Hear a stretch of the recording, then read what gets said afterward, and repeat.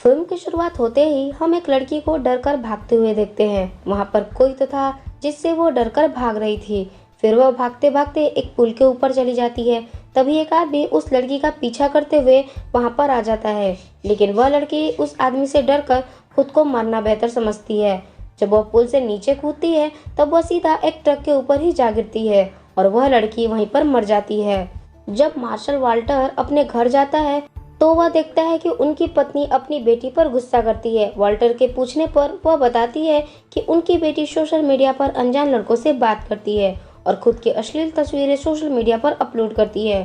फिर मार्शल उसको अपने पास बिठाकर उसका सोशल मीडिया चेक करता है और उसे समझाता है कि कभी भी किसी अनजान लड़के के साथ बात नहीं करनी चाहिए। यह बहुत चालाक होते हैं। पहले यह तुमको अपनी बातों में फंसाएंगे और फिर तुम्हारे साथ वैसे काम करेंगे जो तुम सोच भी नहीं सकती। इस लड़की का नाम है लॉरा। एक अजनबी इसे अपने बातों में फंसाकर उसे एक होटल रूम में ले जाता है और वह मन ही मन सोचता है कि उसने इस लड़की को अपने जाल में फंसाया है, लेकिन उस अजनबी को यह नहीं पता था कि वह खुद ही जाल में फंस गया है। पीछे से कूपर इस पर हमला करके इसे बेहोश कर देता है और वह उसकी नसबंदी करवा देता है और वह इस अजनबी को कहता है कि मैं समाज की गंदगी दूर कर रहा हूँ। साथ ही साथ वह उसे कुछ दवाइयाँ भी देता है और उसे धमकी देता है कि तुम्हारे साथ क्या हुआ यह पुलिस को मत बताना, वरना अभी तो कनेक्शन काटा है, अगली बार तुम्हें जान से मार दूंगा। और दूसरी तरफ जब वह ट्रक ड्राइवर अपना ट्रक खाली कर रहा होता है तब उसे एक लड़की की लाश मिलती है और वह तुरंत ही पुलिस को बुला लेता है। फिर मार्शल की एक साथी उसे बताती है कि लड़की लगभग 30 साल की है और उसके शरीर पर बहुत सारी चोटों के निशान हैं। मार्शल ड्राइवर से पूछताछ करने को कहता है और उसके ट्रक जितने भी पुलों के नीचे से गुजरा है उन सभी की जांच करो। तभी कमिश्नर हार्पर उस लड़की की रिपोर्ट देखकर मार्शल को बताते हैं कि उस लड़के को नशे की दवा देकर बेहोश रखा गया था। उस लड़की के कान के पर्दे फटे हुए हैं। लगता है किलर ने उसे बहुत ही ज्यादा टॉर्चर किया है। फिर हमें रेचल को दिखाया जाता है। यह मार्शल की साथी है। रेचल मार्शल को पसंद भी करती है। फिर मार्शल रेचल को एक फाइल देता है और उसे कहता है कि मुझे इन सभी लड़कों का इंफॉर्मेशन चाहिए। इन्होंने मेरी बेटी का सोशल मीडिया पर प्रोफाइल चेक किया था। फिर मार्शल रेचल को वह फाइल देकर वहां से चला जाता है। सुबह पुलिस उस पुल का पता लगा लेती है जहां से वह लड़की उस ट्रक के ऊपर कूदी थी। दूसरी तरफ हम देखते हैं कि कूपर लारा को कान में पहनने के लिए एक ट्रैकिंग डिवाइस देता है। कूपर अक्सर लारा को एक चारे की तरह इस्तेमाल किया करता है। वह वैसे लोगों को निशाना बनाता है जिनके खिलाफ लड़की छेड़ने के कोई मामले पहले से दर्ज हो और इसके कंप्यूटर में सभी अपराधियों का लिस्ट मौजूद था। लड़कियों का किडनैपिंग और उन्हें मारे जाने की घटना इस शहर में पहले भी हो चुकी थी, इसलिए मार्शल को अक्सर अपनी बेटी की चिंता लगी रहती है। रात को कूपर लारा को एक रेस्टोरेंट में भेजता है। अब की बार वह किसी और को निशाना बनाने वाला था, लेकिन काफी वक्त बीत जाने के बाद लारा वहां से जाने लगती है। जैसे ही वह रेस्टोरेंट से बाहर आती है तो कोई उसे किडनैप कर लेता है। जब थोड़ी देर बाद वहां कूपर आता है तो उसे पता चलता है कि लारा जा चुकी है। फिर वह लारा को ट्रैक करना शुरू करता है। कूपर बहुत तेज गाड़ी चलाता है क्योंकि जिसने लारा को किडनैप किया था वह कूपर से बहुत ही दूर था।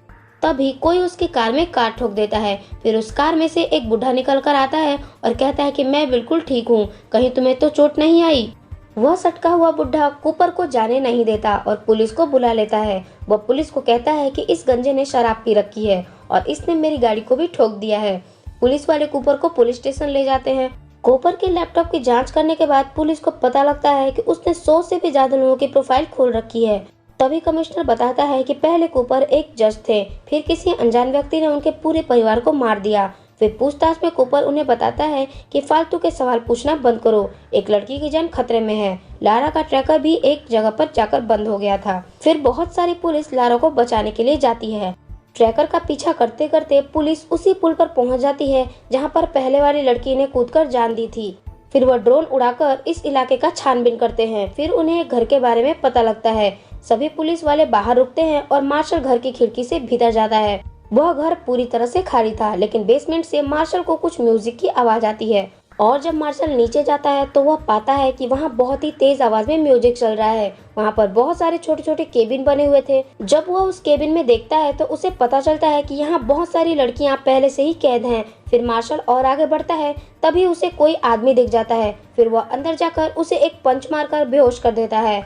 लारा भी वहीं पर एक केबिन के अंदर बंद थी। फिर पुलिस इन सभी लड़कियों को रेस्क्यू कर अपने साथ ले जाते हैं। इन सभी लड़कियों के कान के पर्दे फटे हुए थे। फिर रेचल एक लड़की से पूछताछ करती है लेकिन वह लड़की उसके बारे में कुछ भी जानने से इनकार कर देती है। वहाँ पर कूपर लारा को लेने के लिए आता है।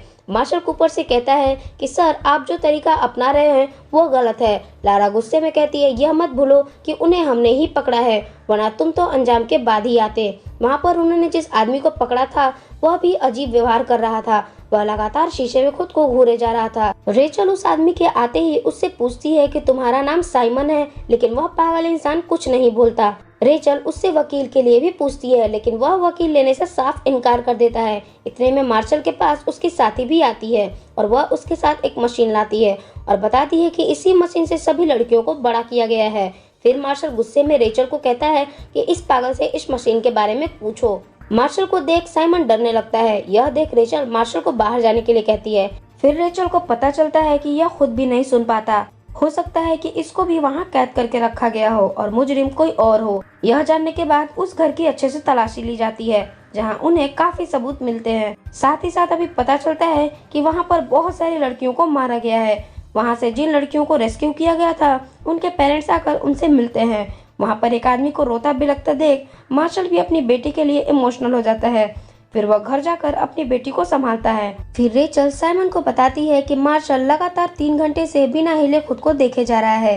रिजल्ट बताता है कि इसके दिमाग में मुझे घुसने में परेशानी हो रही है।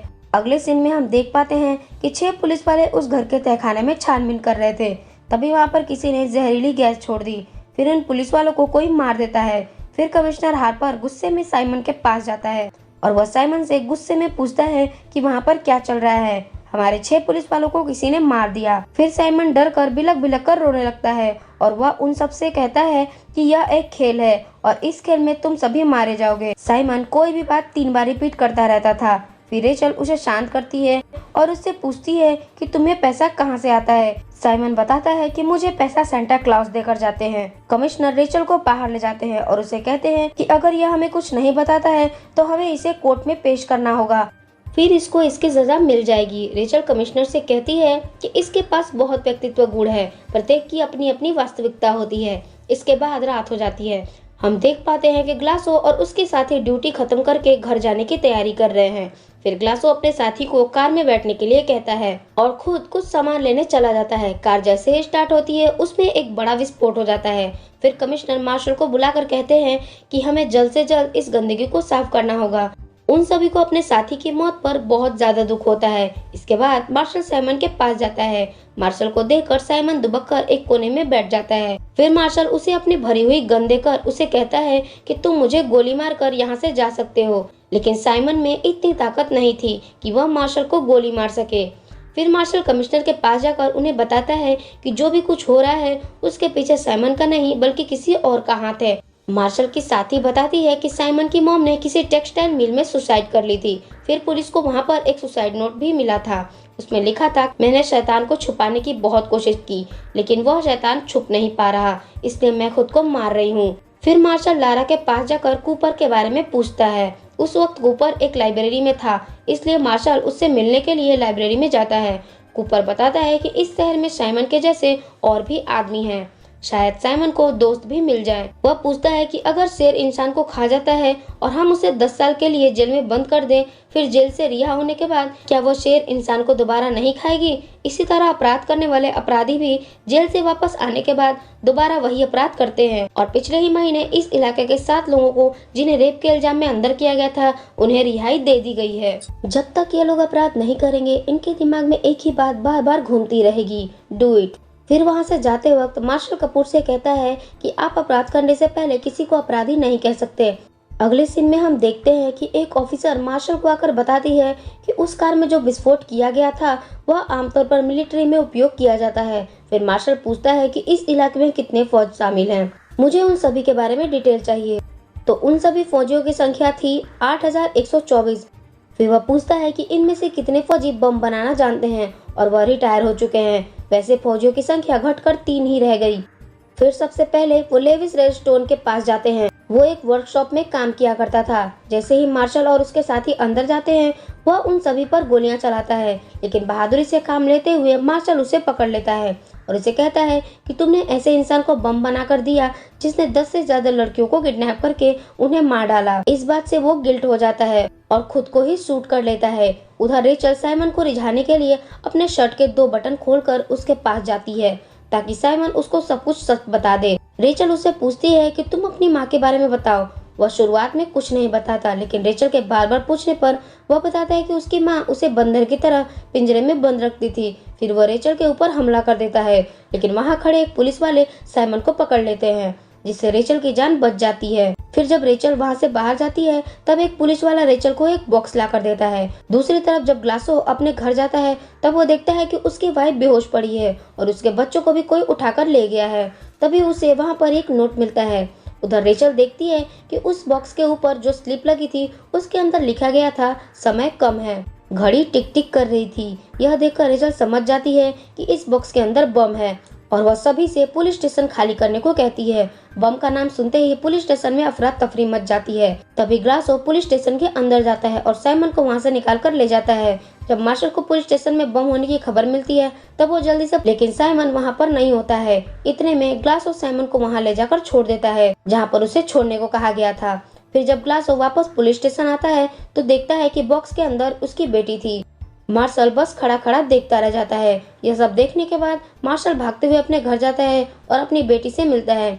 उसकी बेटी उसे इस हालत में देखकर उससे पूछती है कि क्या हुआ। मार्शल बताता है कि जब भी मैं अपने काम पर होता हूँ और कुछ ऐसा देखता हूँ तो एक पिता के लिए दुखदायी होती है, तो मुझे तुम्हारी याद आ जाती है और मैं जिन लोगों को पकड़ने का काम करता हूँ वो लोग अंधेरे में रहते हैं और मैं उन्हें अंधेरे में भी ढूंढ सकता हूँ। जब अगले दिन मार्शल अपने पुलिस स्टेशन में जाता है तो रेचल मार्शल को साइमन की मॉम की वीडियो दिखाता है जिसमें उसकी माँ ने एक बार कंप्लेंट की थी। साइमन का बाप बहुत ही बुरा इंसान था और वह उसके साथ अक्सर रेप करता था, लेकिन कहीं भी साइमन के पापा का नाम उसने मेंशन नहीं किया था। फिर वह कूपर को पुलिस स्टेशन में उसकी हेल्प करने के लिए बुला लेते हैं। फिर कमिश्नर पता लगाने के लिए कहता है कि जिस कपड़े फैक्ट्री में साइमन की मॉम ने खुदकुशी की थी उसका मालिक कौन था। वो फैक्ट्री किसी डेविड के नाम से रजिस्टर्ड थी। उसे आदमी ने हाल ही में रिपोर्ट लिखवाई थी कि कूपर के साथ उसका एक कार एक्सीडेंट हुआ था। यह देखकर कूपर समझ जाता है कि जब उस दिन वह लारा को ट्रैक कर रहा था तब वह एक्सीडेंट जानबूझकर किया गया था। फिर पुलिस उसके घर का एड्रेस पता करके वहां पहुंच जाती है। जब पुलिस वाले घर के अंदर जाते तो वह देखते हैं कि साइमन ने अपने बाप को मार डाला है। साइमन से पूछने पर वह बताता है कि उसके पिता उसका टेडी बियर नहीं दे रहे थे। तभी अचानक से साइमन की पर्सनैलिटी चेंज हो जाती है और वह रेचल को गाली देकर उससे कहता है कि मुझे मेरा टेडी बियर दे दो अगर तुम जानना चाहती हो कि मैंने उन लड़कियों के साथ क्या किया। फिर रेचल टेडी बियर लाकर उसके मुंह में ठूंस देती है और रेचल उससे कहती है कि अब सब कुछ बताने के लिए तैयार रहो। जब साइमन को दोबारा लॉकअप में बंद किया जाता है तब वो अपना सारा खाना टेडी बियर के ऊपर डाल देता है। तभी वहाँ पर कूपर आ जाता है और वो बताता है कि लारा को किसी ने फिर से किडनैप कर लिया है और मेरे पास लारा के अलावा खोने के लिए कुछ और नहीं है, और वह मार्शल से कहता है कि जाकर उसे ढूंढो। फिर कूपर दोबारा साइमन के पास जाता है और उससे पूछता है कि लारा कहाँ है। साइमन कहता है कि वह अभी भी जिंदा है, लेकिन घड़ी की सुई टिक टिक कर रही है, जाकर ढूंढो उसे। अब कमिश्नर साइमन की इन सभी हरकतों से तंग आ गया था, इसलिए वह उसे कोर्ट में पेश करने के लिए कहता है। फिर अगले दिन वे जब उसे कोर्ट में पेश करने के लिए ले जाते हैं तब रेचल मार्शल को वहीं रुकने के लिए बोलती है और कहती है कि लारा अभी भी गायब है और साइमन तुमसे डरता है। जब उसे कोर्ट ले जाया जा रहा था तब कूपर भी उसका पीछा करता है क्योंकि वह नहीं चाहता था कि साइमन कोर्ट जाए, क्योंकि एक बार कोर्ट जाने के बाद वह कभी नहीं बताएगा कि लारा कहाँ है। दूसरी तरफ मार्शल पुलिस स्टेशन में बैठकर साइमन के सीसीटीवी फुटेज चेक कर रहा था। तभी वो नोटिस करता है कि पहले वाली फुटेज और बाद की फुटेज में फर्क है। इन दोनों फुटेज में जो आदमी है वह अपने अलग अलग हाथों से पेंटिंग कर रहे हैं। वह तुरंत ही समझ जाता है कि साइमन एक नहीं बल्कि दो है। रास्ते में रेचल साइमन से पूछता है कि लारा कहाँ है। तभी कूपर अपने कार से उनकी कार को टक्कर मारता है, उनकी कार पलट जाती है। फिर वह साइमन को बाहर निकालकर उसे पूछने की कोशिश करने लगता है कि लारा कहाँ है। इतने में एक कार आकर वहां रुक जाती है। उसमें से एक आदमी निकलता है और वह सीधा कूपर को शूट कर देता है। वहां पर रेचल भी आती है और यह सब देखती है। वह दूसरा आदमी कोई और नहीं बल्कि साइमन का जुड़वा भाई था। फिर साइमन अपने भाई से कहता है कि मुझे रेचल अच्छी लगती है और वह रेचल को भी वहाँ से निकाल कर ले जाते हैं। थोड़ी देर में वहाँ मार्शल भी पहुँच जाता है और वह घायल पुलिस वाले से पूछता है कि वह कहाँ गए हैं। वह पुलिस वाला बताता है कि उन्होंने किसी विंटरबर्ग नाम की जगह का जिक्र किया था। फिर मार्शल की टीम सर्च करती है कि विंटरबर्ग आखिर क्या है। तब उन्हें पता चलता है कि यह किसी तालाब का नाम है। दूसरी तरफ साइमन और उसका भाई उस जगह पर पहुंच जाते हैं। जहाँ पर चारों तरफ बर्फ थी और एक बर्फ से जमा हुआ तालाब था। फिर वह लारा और रेचल को एक कपड़े में पैक कर देते हैं और उनके ऊपर पेट्रोल छिड़क कर उन्हें तालाब के ऊपर छोड़ देते हैं। साइमन का भाई जलती हुई बॉल से उनके ऊपर निशाना लगाता है। साइमन और उसका भाई इस चीज को काफी एंजॉय कर रहे होते हैं। कुछ ही देर में वहाँ पर पुलिस भी आ जाती है। पुलिस को देख साइमन और उसका भाई जंगल की तरफ भाग जाते हैं।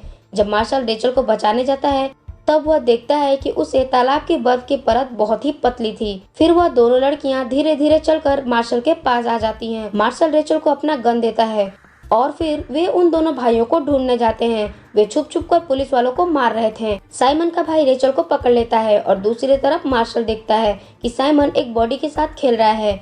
फिर वह उसे पकड़कर तालाब के बीच में ले जाता है। मार्शल से डरकर साइमन अपने भाई को चिल्लाकर बुलाता है। तभी उसकी आवाज सुन साइमन का भाई रेचल को गन पॉइंट पर लेकर आ जाता है और वह मार्शल से कहता है कि साइमन को छोड़ दो। मार्शल कहता है कि मुझे तुम्हारी आवाज नहीं सुनाई दे रही और थोड़ा पास आकर बोलो। फिर साइमन का भाई थोड़ा और पास आ जाता है और रेचल के पाँव के पास गोलियां चलाकर कहता है कि मैं उसको तालाब में गिरा दूंगा, वरना मेरे भाई को छोड़ दो। फिर मार्शल साइमन को कहता है कि अगर तुम अपने भाई को प्यार करते हो तो जाकर उससे कस के गले लग जाओ। फिर साइमन अपने भाई के पास जाने लगता है, लेकिन साइमन का भाई मार्शल को गोली मार देता है और जैसे ही वह दोनों भाई पास जाकर गले मिलते हैं वैसे ही प्रेशर के कारण तालाब की बर्फ टूट जाती है और वो दोनों भाई तालाब में गिर जाते हैं। वह दोनों मछली की तरह तालाब में फड़फड़ा रहे होते हैं, लेकिन उन्हें कोई भी नहीं बचाता। देखते ही देखते वे दोनों भाई डूब जाते हैं और वहीं पर केस क्लोज हो जाता है। तो दोस्तों, आपको इस मूवी में सबसे बेस्ट पार्ट कौन सा लगा, कमेंट में जरूर बताना। हमारे चैनल को लाइक और सब्सक्राइब करें क्योंकि हमें आपकी सपोर्ट की बहुत ही ज्यादा जरूरत है। तब तक के लिए गुड बाय, मिलते हैं